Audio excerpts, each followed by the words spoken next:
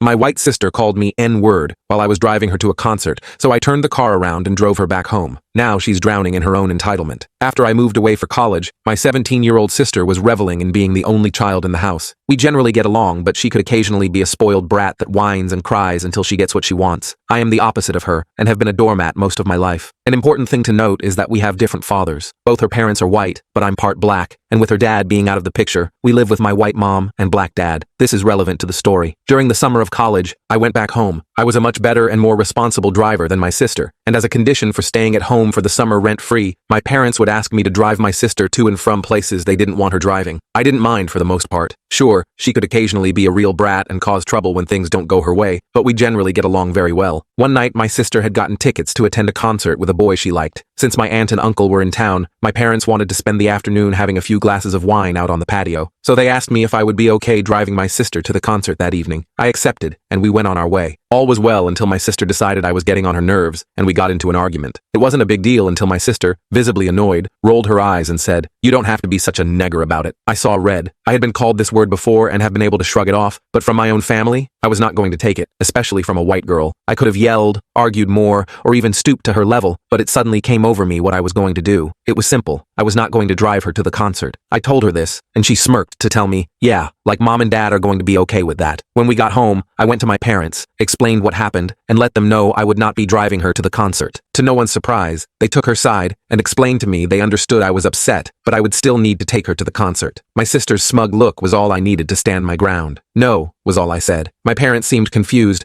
and then explained that that was not an option. I simply said, "You cannot make me. I do not care what you do. I will not drive her." Years of resentment over having to be the good sibling finally spilled out, and I simply said, "No." My parents threatened to ground me, yelled at me, threatened to take my things, got in my face, but I held my ground. I told them I would take any punishment they wanted, but no one could force me to drive her. At one point, I even looked my father in the eye and said, "Tell me it's okay for her to call me a nigger. Tell me it's okay for anyone to do that." My parents had no idea what to do. They were too intoxicated to drive, and it was too late to ask anyone else. My sister refused to apologize, but as we got closer to the time the concert would start, I could tell she was starting to panic. The rage on her face was building up, and it was the sweetest revenge I could ask for. For once, she wasn't going to get her way, and there was nothing she could do about it. Nothing would make me do it. This was the hill I would die on. My sister ended up missing more than half of the show and cried the whole night. It's what she deserved. As for me, my parents never ended up punishing me. Maybe they were too stunned to do anything, or more likely saw that I was right. But from that point on, I had no problem setting boundaries as needed. I could be kind, but I wasn't going to be my family's doormat.